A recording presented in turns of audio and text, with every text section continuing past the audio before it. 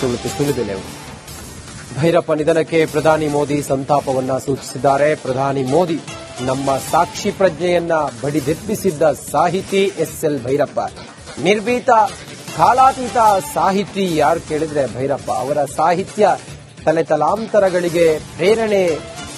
Tweet ಮಾಡುವ ಮೂಲಕ ಪ್ರಧಾನಿ ನರೇಂದ್ರ ಮೋದಿ ಸಂತಾಪವನ್ನ ಸೂಚಿಸಿದ್ದಾರೆ. ಭೈರಪ್ಪ ಅವರ ನಿಧನಕ್ಕೆ ಪ್ರಧಾನಿ ಮೋದಿ ಸಂತಾಪವನ್ನ ಸೂಚಿಸಿದ್ದಾರೆ. ನಮ್ಮ ಸಾಕ್ಷಿ ಪ್ರಜ್ಞೆಯನ್ನ ಬಡಿದೆಬ್ಬಿಸಿದ್ದಂತಹ ಸಾಹಿತಿ ಎಸ್ಎಲ್ ಭೈರಪ್ಪ ಅಂತ ಹೇಳಿ ನಿರ್ಭೀತ ಕಾಲಾತೀತ ಸಾಹಿತಿ ಭೈರಪ್ಪ ಅನ್ನೋದನ್ನು ಹೇಳಿದ್ದಾರೆ.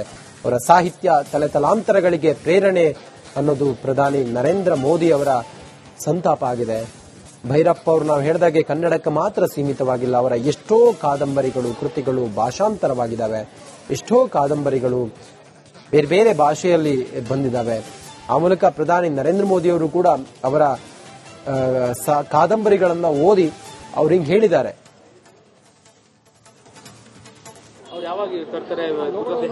ಗೊತ್ತಿಲ್ಲ, ಖಂಡಿತ ಗೊತ್ತಿಲ್ಲ. ಇಲ್ಲ ಅನ್ಸತ್ತೆ. ನಾನು ಅದಕ್ಕೆ ಬಂದೆ, ಯಾರು ಕಾಣ್ತಿಲ್ಲ. ಬರೋರು ಎಲ್ಲಾ ಕಡೆ ಬರೋರು, ಬಂದು ಆರಾಮಕ್ಕೆ ಎಲ್ಲಾ ಕಡೆ ಓಡಾಡೋರು, ಫ್ರೆಂಡ್ಸ್ ಜೊತೆ ಅವ್ರ ಜೊತೆ ಎಲ್ಲಾ ಕಡೆ ಓಡಾಡೋರು. ಸಾಕಷ್ಟು ಪ್ರಶಸ್ತಿಗಳು ಬಂದಿದೆ. ಅಯ್ಯೋ ತಡಿಚು ನಮ್ಮ ಒಂದ್ ನಿಮಿಷ. ಪದ್ಮಭೂಷಣ ಎಲ್ಲ. ಹೌದು. ಅವ್ರಿಗೆ ದುರಭಿಮಾನಿ ಇದೇ ಇಲ್ಲ ಅವ್ರಿಗೆ. ಇದೇ ಒಂಥರ ಜಂಬ ಅನ್ನೋದೊಂಚೂರು ಇತ್ತಿಲ್ಲ. ಒಳ್ಳೆ ಮನುಷ್ಯ. ಅಂತ ವ್ಯಕ್ತಿನ ಕಳ್ಕೊಂಡಿರೋದು ನಮ್ಮ ಕನ್ನಡ ಸಾಹಿತ್ಯ ಲೋಕಕ್ಕೆ ತುಂಬಾ ನಷ್ಟ ಆಗಿದೆ. ಉಷಾ ಅಂತ.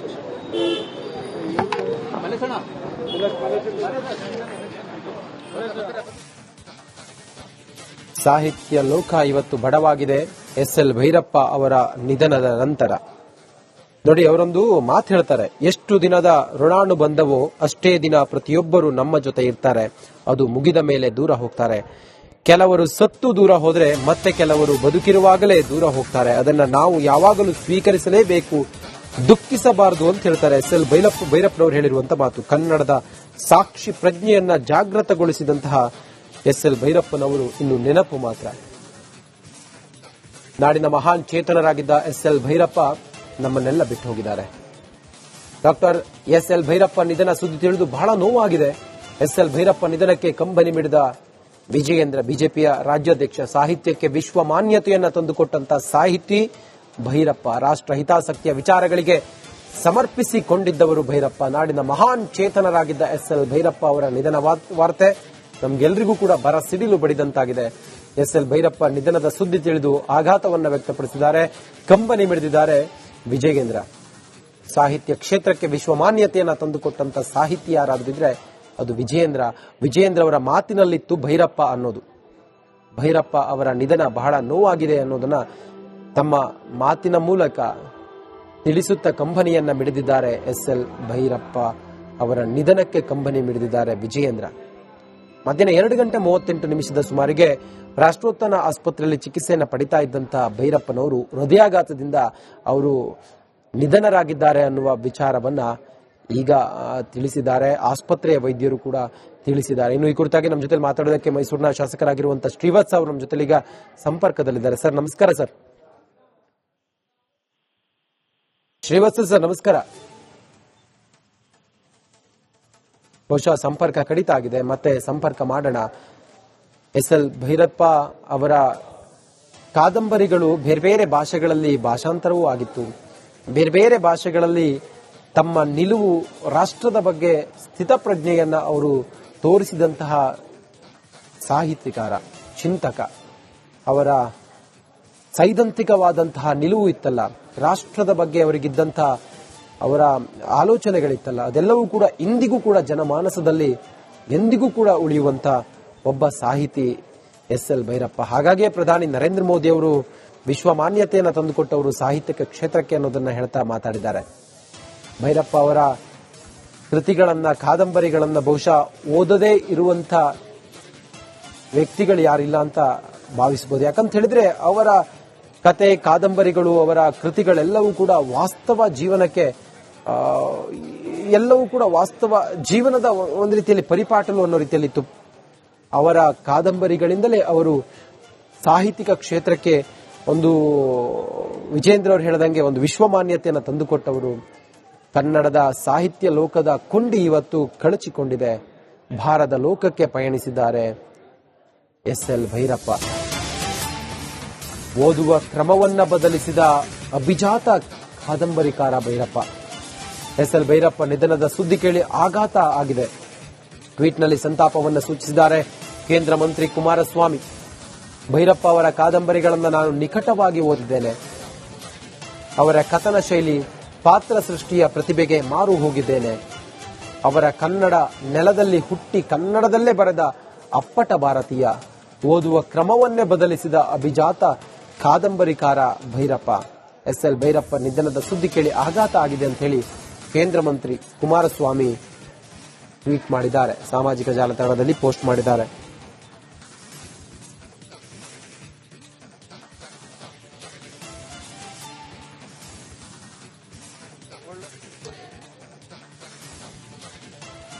ಆಯ್ತಾ, ಬನ್ನಿ. ನಮ್ಮ ಇವರೆಲ್ಲ ಹೊಯ್ಸಳಕಂಡ ಸಂಘದ ನಿರ್ದೇಶಕರು ಆಯ್ತಾ, ಇವರೆಲ್ಲ ಬಂದಿದ್ದಾರೆ.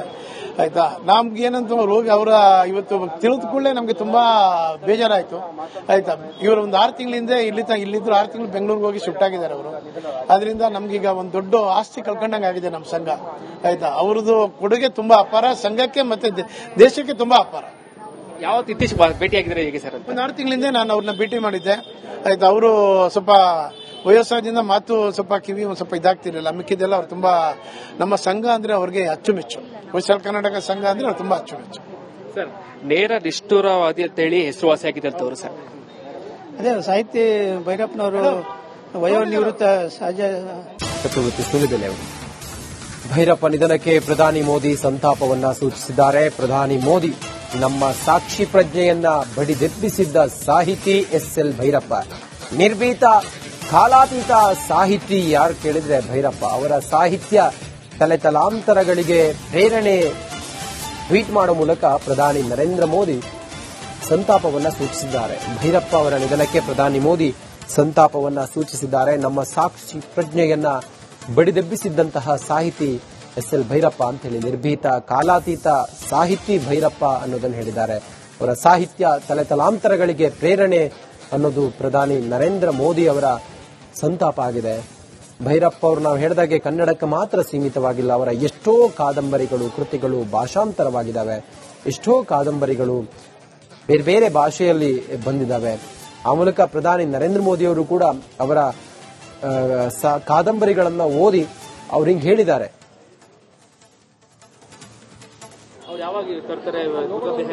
ಗೊತ್ತಿಲ್ಲ, ಖಂಡಿತ ಗೊತ್ತಿಲ್ಲ. ಇಲ್ಲ ಅನ್ಸುತ್ತೆ. ನಾನು ಅದಕ್ಕೆ ಬಂದೆ, ಯಾರು ಕಾಣ್ತಿಲ್ಲ. ಹಾ, ಬರೋರು ಎಲ್ಲಾ ಕಡೆ ಬರೋರು. ಬಂದು ಆರಾಮಕ್ಕೆ ಎಲ್ಲಾ ಕಡೆ ಓಡಾಡೋ, ಫ್ರೆಂಡ್ಸ್ ಜೊತೆ ಅವ್ರ ಜೊತೆ ಎಲ್ಲಾ ಕಡೆ ಓಡಾಡೋರು. ಸಾಕಷ್ಟು ಪ್ರಶಸ್ತಿಗಳು ಬಂದಿದೆ. ಅಯ್ಯೋ ತಡಚು ನಮ್ಮ ಒಂದ್ ನಿಮಿಷ. ಪದ್ಮಭೂಷಣ ಎಲ್ಲ. ಹೌದು. ಅವ್ರಿಗೆ ದುರಭಿಮಾನಿ ಇದೇ ಇಲ್ಲ ಅವ್ರಿಗೆ. ಇದೇ ಒಂಥರ ಜಂಬ ಅನ್ನೋದೊಂಚೂರು ಇತ್ತಿಲ್ಲ. ಒಳ್ಳೆ ಮನುಷ್ಯ. ಅಂತ ವ್ಯಕ್ತಿನ ಕಳ್ಕೊಂಡಿರೋದು ನಮ್ಮ ಕನ್ನಡ ಸಾಹಿತ್ಯ ಲೋಕ ತುಂಬಾ ನಷ್ಟ ಆಗಿದೆ.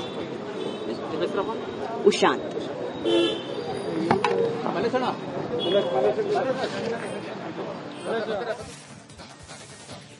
ಸಾಹಿತ್ಯ ಲೋಕ ಇವತ್ತು ಬಡವಾಗಿದೆ ಎಸ್.ಎಲ್. ಭೈರಪ್ಪ ಅವರ ನಿಧನದ ನಂತರ. ನೋಡಿ, ಅವರೊಂದು ಮಾತು ಹೇಳ್ತಾರೆ, ಎಷ್ಟು ದಿನದ ಋಣಾನು ಬಂದವೋ ಅಷ್ಟೇ ದಿನ ಪ್ರತಿಯೊಬ್ಬರು ನಮ್ಮ ಜೊತೆ ಇರ್ತಾರೆ. ಅದು ಮುಗಿದ ಮೇಲೆ ದೂರ ಹೋಗ್ತಾರೆ.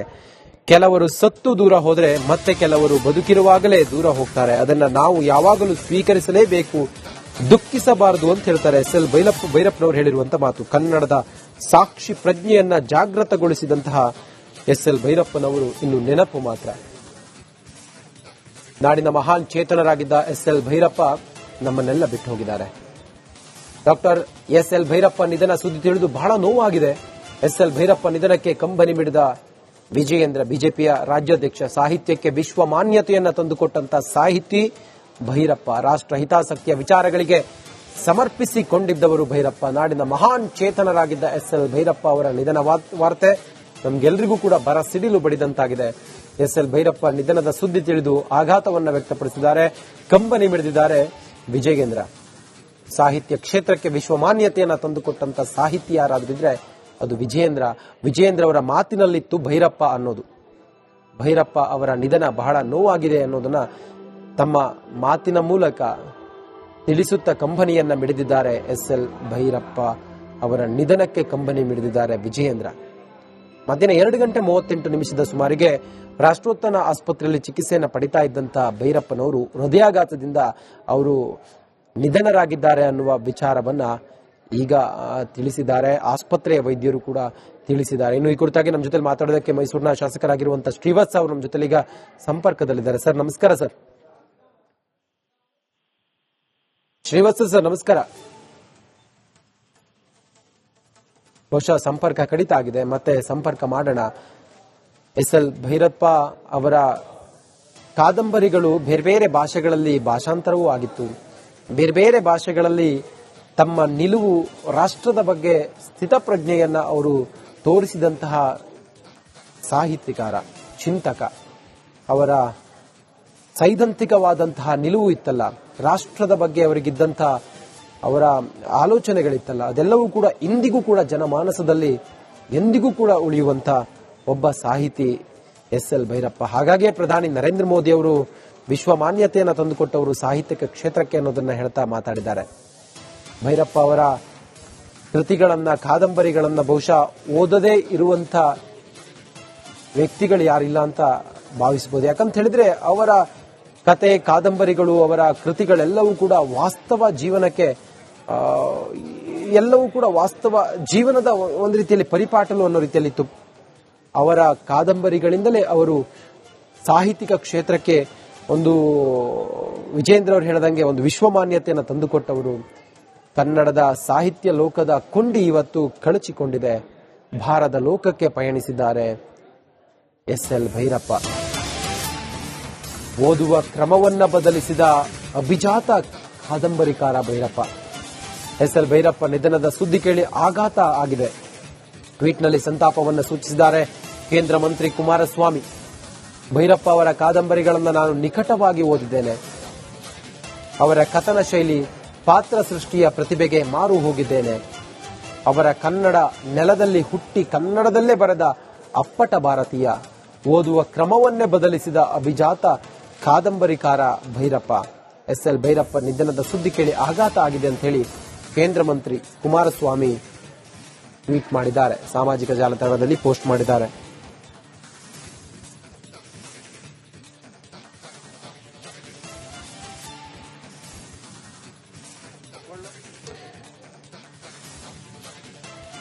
ಆಯ್ತಾ, ಬನ್ನಿ. ನಮ್ಮ ಇವರೆಲ್ಲ ಹೊಯ್ಸಳಕಂಡ ಸಂಘದ ನಿರ್ದೇಶಕರು, ಆಯ್ತಾ, ಇವರೆಲ್ಲ ಬಂದಿದ್ದಾರೆ. ಆಯ್ತಾ, ನಮ್ಗೇನಂತ ರೋಗಿ ಅವರ ಇವತ್ತು ತಿಳಿದುಕೊಳ್ಳೆ ನಮ್ಗೆ ತುಂಬಾ ಬೇಜಾರಾಯ್ತು. ಆಯ್ತಾ, ಇವರು ಒಂದು 6 ತಿಂಗಳಿಂದ ಇಲ್ಲಿದ್ರು 6 ತಿಂಗಳು ಬೆಂಗಳೂರಿಗೆ ಹೋಗಿ ಶಿಫ್ಟ್ ಆಗಿದ್ದಾರೆ ಅವರು. ಅದರಿಂದ ನಮ್ಗೀಗ ಒಂದು ದೊಡ್ಡ ಆಸ್ತಿ ಕಳ್ಕೊಂಡಂಗೆ ಆಗಿದೆ ನಮ್ಮ ಸಂಘ. ಆಯ್ತಾ, ಅವ್ರದ್ದು ಕೊಡುಗೆ ತುಂಬಾ ಅಪಾರ, ಸಂಘಕ್ಕೆ ಮತ್ತೆ ದೇಶಕ್ಕೆ ತುಂಬಾ ಅಪಾರ. ಯಾವತ್ತು ಇತ್ತೀಚೆಗೆ ಭೇಟಿಯಾಗಿದ್ರೆ ಹೇಗೆ ಸರ್? ಒಂದು 6 ತಿಂಗಳಿಂದ ನಾನು ಅವ್ರನ್ನ ಭೇಟಿ ಮಾಡಿದ್ದೆ. ಆಯ್ತಾ, ಅವರು ಸ್ವಲ್ಪ ವಯಸ್ಸಾದ್ರಿಂದ ಮಾತು ಸ್ವಲ್ಪ ಕಿವಿ ಒಂದು ಸ್ವಲ್ಪ ಇದಾಗ್ತಿರ್ಲಿಲ್ಲ. ಮಿಕ್ಕಿದ್ದೆಲ್ಲ ಅವ್ರು ತುಂಬಾ, ನಮ್ಮ ಸಂಘ ಅಂದ್ರೆ ಅವ್ರಿಗೆ ಅಚ್ಚುಮೆಚ್ಚು. ಹೊಯ್ಸಳ ಕರ್ನಾಟಕ ಸಂಘ ಅಂದ್ರೆ ಅವ್ರು ತುಂಬಾ ಅಚ್ಚುಮೆಚ್ಚು. ಸರ್, ನೇರ ನಿಷ್ಠುರವಾದಿ ಅಂತ ಹೇಳಿ ಹೆಸರುವಾಸಿಯಾಗಿದೆ ಅಂತ ಅವರು ಸರ್. ಅದೇ ಸಾಹಿತಿ ಭೈರಪ್ಪನವರು ವಯೋನಿವೃತ್ತ ಸಹಜ